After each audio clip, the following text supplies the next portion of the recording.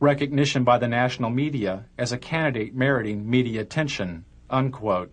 Good evening and welcome to the Democratic presidential candidates debate on urban America. Agron wanted to debate on urban America, calling for a 50% cut in defense spending and the reinvestment of some of that money into America's decaying cities. We are coming to you live from Lehman College, and you'll hear a bit of a disturbance in the background, but we'll go on with that in any case. The disturbance is Larry Agron asking to be included in the debate so that he can explain his plans for defense cuts and urban revitalization.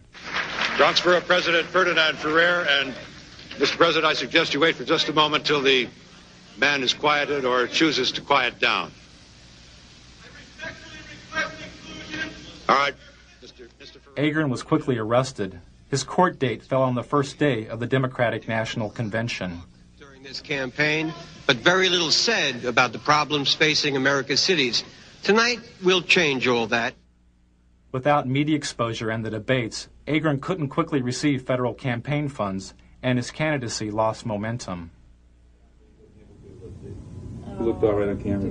What's that? You look all right. There's no hot spots. Really? Okay. Well, you just got a mustache that shows through here. Okay, why don't you go get some stuff, Mike? Oh, yeah. There we go. Campaign funds. The Democratic Party refused to include Agron in the debates or speak to the networks on his behalf. Agron talked about his exclusion, saying, "I've challenged my own party for its continuing complicity in Cold War thinking, Cold War rhetoric, and Cold War budgets." To restore order right now, there are 3,000 National Guardsmen on duty in the city of Los Angeles. Another 2,200 stand ready to provide immediate support. So to speak.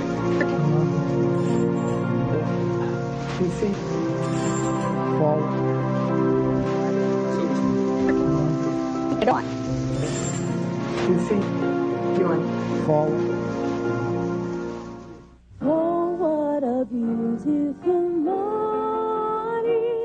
In 1992, the networks had their own solutions for urban decay. This morning we're here looking for solutions. CBS looked for solutions at LA's Martin Luther King Hospital. Well, a hospital like Martin Luther King can see more trauma than all of Western Europe does in a year. In fact, there's so much trauma there that the U.S. Army sends its combat surgeons there so they get a sense of what these very severe wounds were like. In fact, when I was in the Gulf War, a number of the senior combat surgeons had trained right here at Martin Luther King Hospital. Dr. Bob, thanks. Before he went on air, part of Dr. Bob's diagnosis was cut out because it was too obtuse. Yeah, so what's your impression? Because my impression is, places like South Central LA, around the country, look more and more like real third world countries, or third world countries without the hope. That is, they had no medical care, they had no real economy, and yet in a third world country, it's developing. There's some onward development, there's some vision for the future. Well, your impressions of the medical care are you talking about? I think that gets too obtuse. What if I were to ask about the level of the trauma care here has always been considered superior, has it not, to other parts of the country? Cook, count 30 seconds. Yeah, it's the best, Why don't I say something like that? Okay. As the conditions of the cities became obtuse to the networks, they turned to the suburbs to render a verdict on the campaign.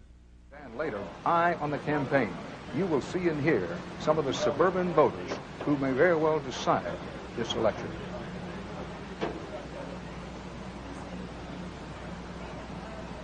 Back now live from St. Louis. There is news far beyond this city tonight.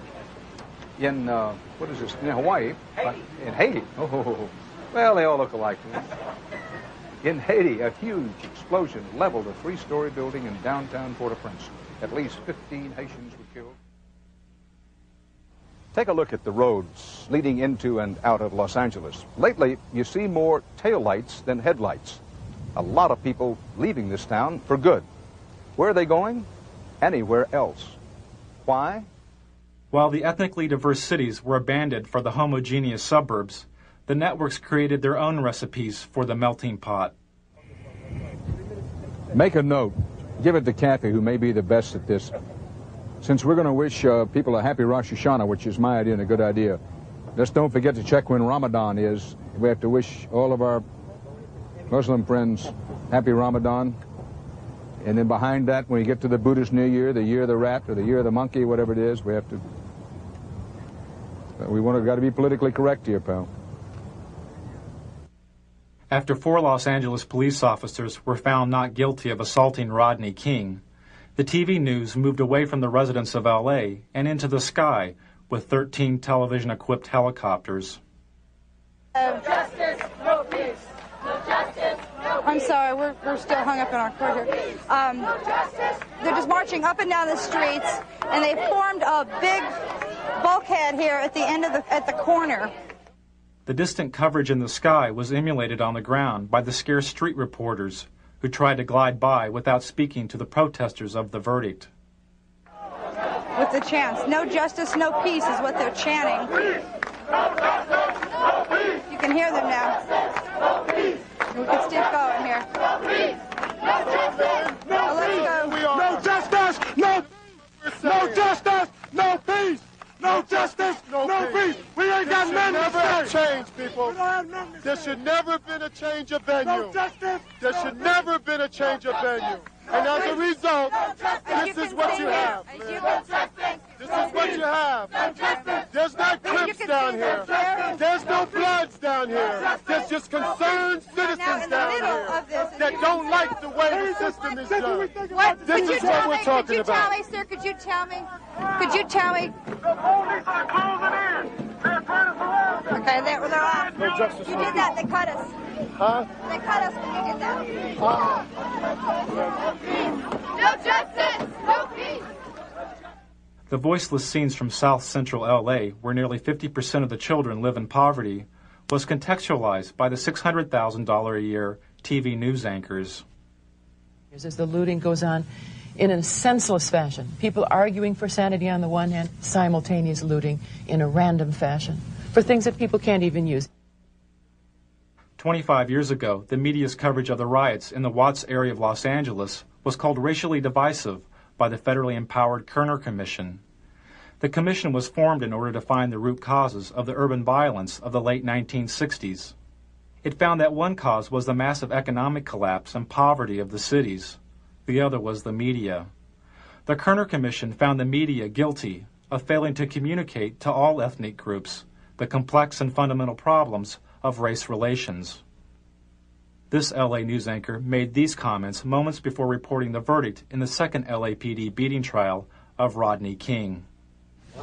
Okay, I'm standing by, ladies and gentlemen. We don't have shit to say. We don't have anything to do. But by God, the management of this company deems it necessary that I come on the air in the morning and shock the shit out of all of you. In just half an hour from now, the jury in the federal Rodney King beating trial will be back in session. The Kerner Commission said media's failure to communicate was caused in part by the media's shockingly backward hiring practices. Hardly any people of color worked as TV news directors, the people who set policy and make decisions. Television responded to the criticism by hiring cameramen, clerks, and makeup artists that were African American, Latino, and Asian American. For each of these ethnic groups, the number of TV news directors is a few percentage points above zero since the Kerner Commission's verdict 25 years ago. You announce that they get rid of their gate tomorrow and they'll stop tomorrow. You announce that. As the networks covered over the voices from L.A., the candidates told the story of their own. I felt anger. I felt pain. And I thought, how can I explain this to my grandchildren? This was very effective. Yeah. What? Bush's story was great. No, and also when you talked about talking with Barbara and your kids about that. How to explain this to my grandchildren was great. And given the fact that this